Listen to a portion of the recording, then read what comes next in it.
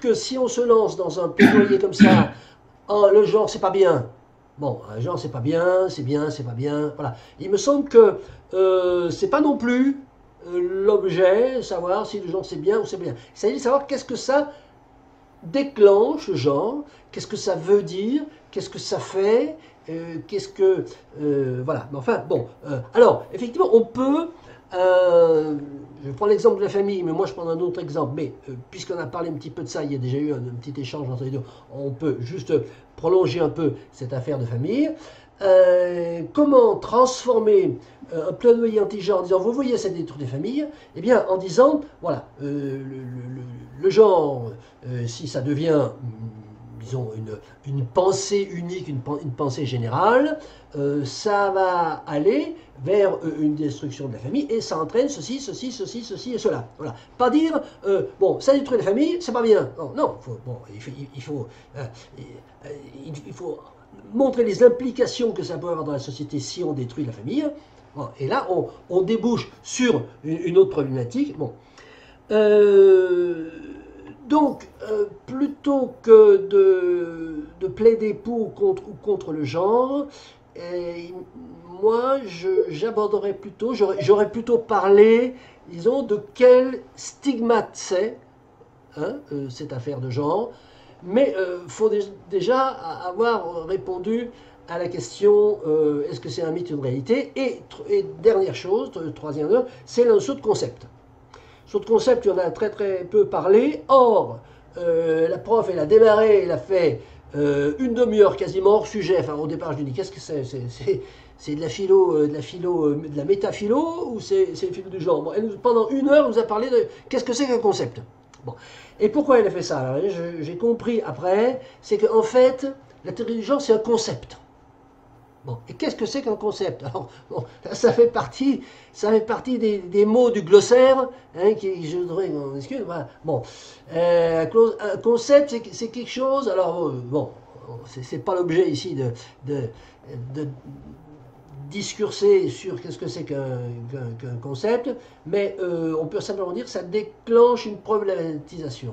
Concept, c'est quelque chose qui déclenche une problématisation. Donc, théorie des genres, problématique.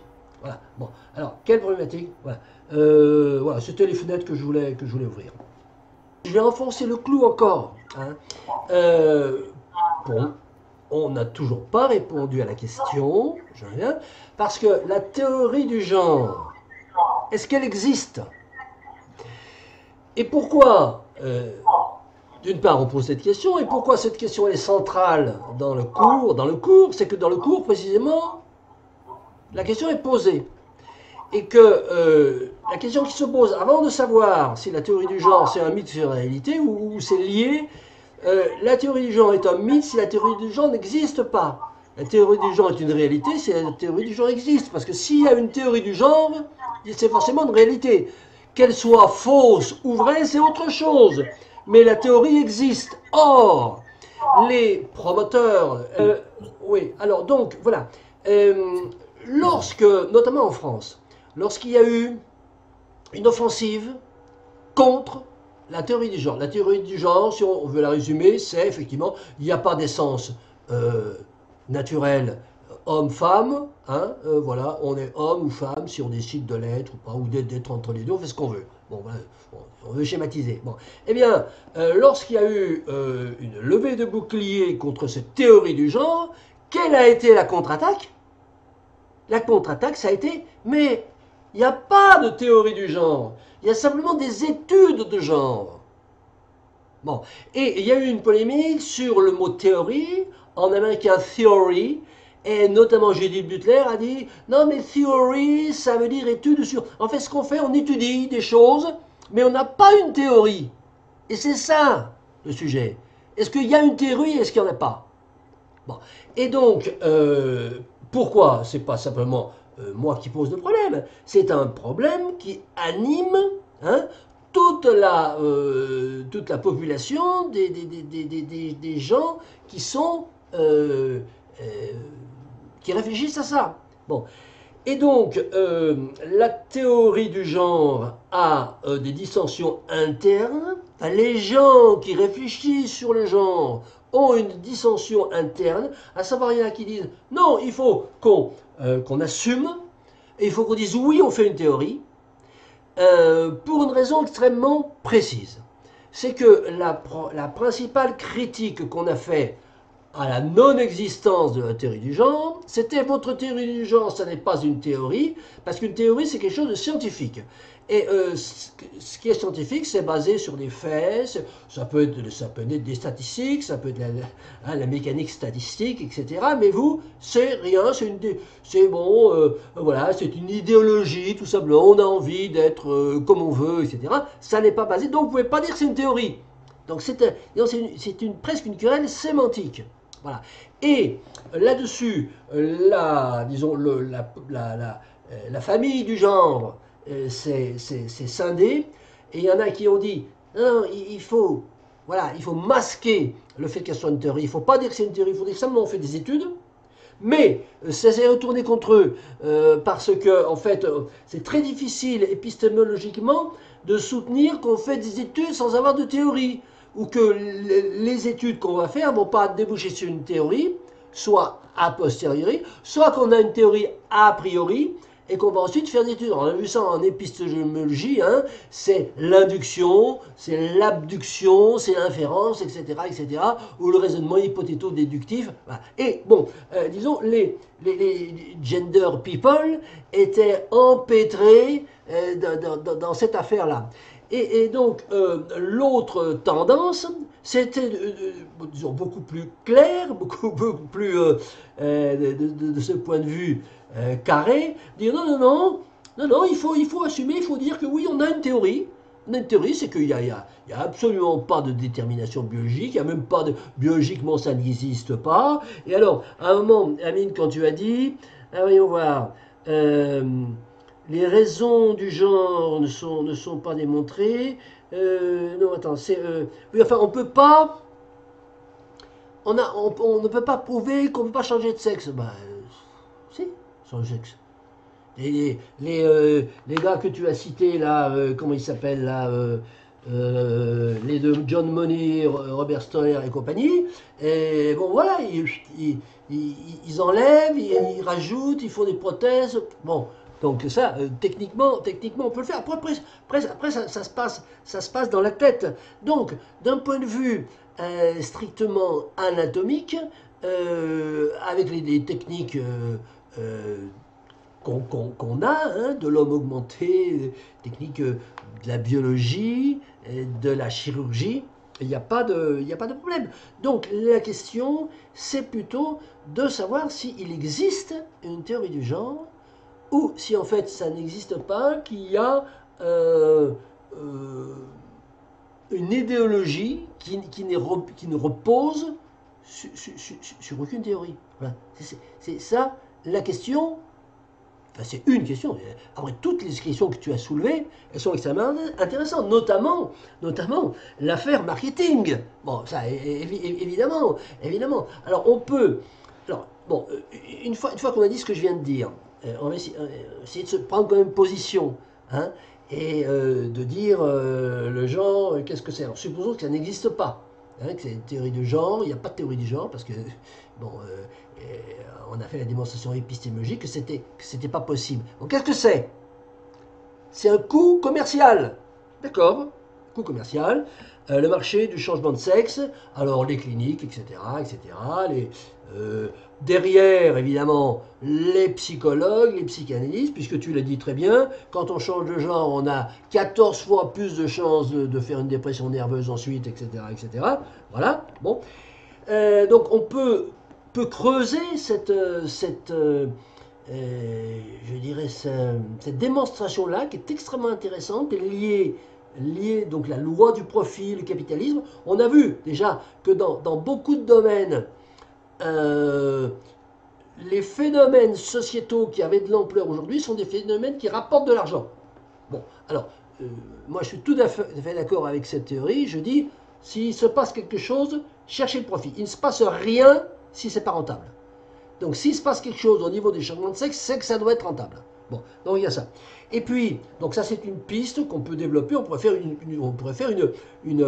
je dirais un débat, une séance uniquement là-dessus. Et puis le deuxième axe qui me paraît intéressant, c'est symbole de décadence. Est-ce que le genre, la théorie du genre, si on considère que c'est enfin, l'idéologie, puisqu'on a dit que les théoristes, hein, si on admet le raisonnement épistémologique que théorie du genre, ça ne tient pas la route, l'idéologie du genre, est-ce que c'est un symptôme de décadence? Oui, moi je pense que c'est un symptôme de décadence, mais bon, là ça ouvre, ça ouvre, voilà, ça ouvre un autre débat qu'on n'a pas le temps on n'a pas le temps de mener, mais c'est un débat que je pose, en tout cas.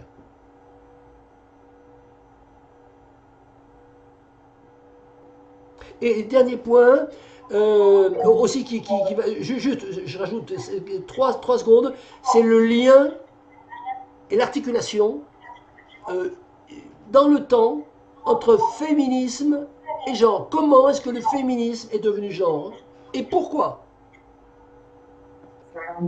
Bon, je vais dire deux mots sur la jonction féminisme-genre qui me paraît pas évidente.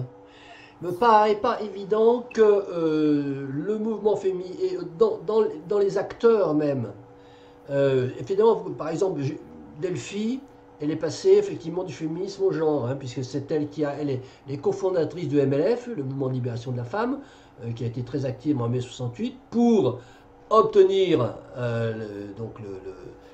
l'égalité juridique homme-femme, l'égalité sociale aussi, donc les non-discriminations, etc. Ça ne va pas de soi, hein, que la lutte pour l'obtention de l'égalité homme-femme juridique et sociale débouche sur le genre. Ça ne va pas de soi. Il se trouve que quelqu'un comme Delphi a fait la transition, mais on retrouve, si on regarde bien, on retrouve dans les parangons, les héros, les turiféraires de la théorie du genre, notamment en France, des gens qui n'ont pas forcément, et qui d'abord ils sont plus jeunes, n'ont pas forcément participé aux luttes, je dirais, révolutionnaires, hein, du féminisme.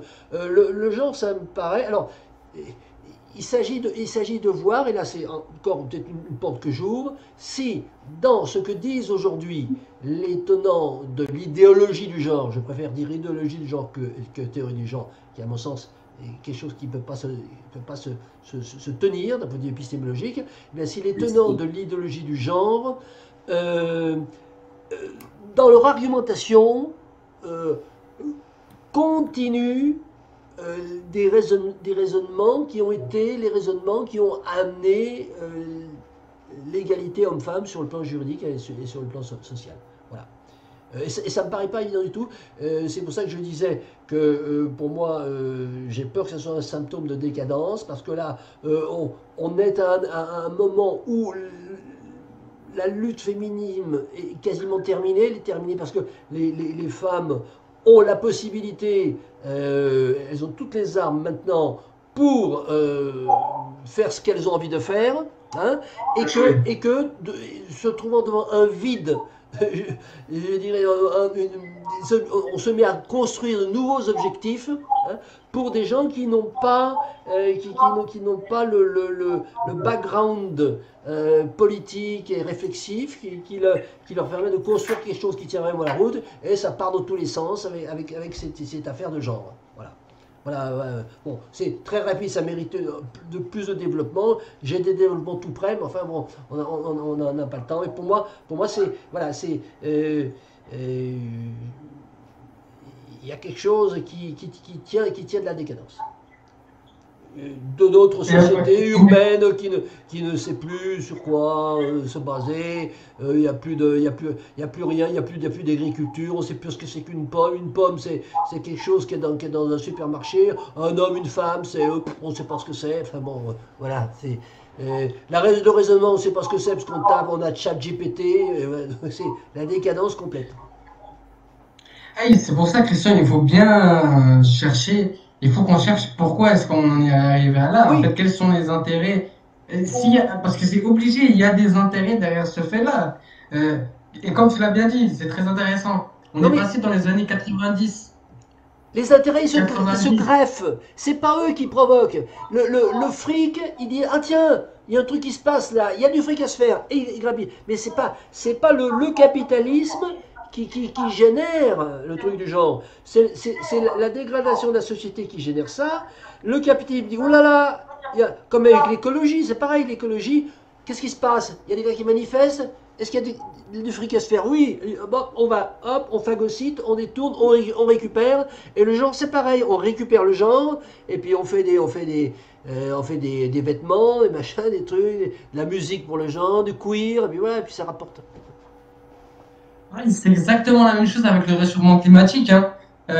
Et c'est comparable avec ce qui s'est Ça passé pendant s'appelle le... le greenwashing.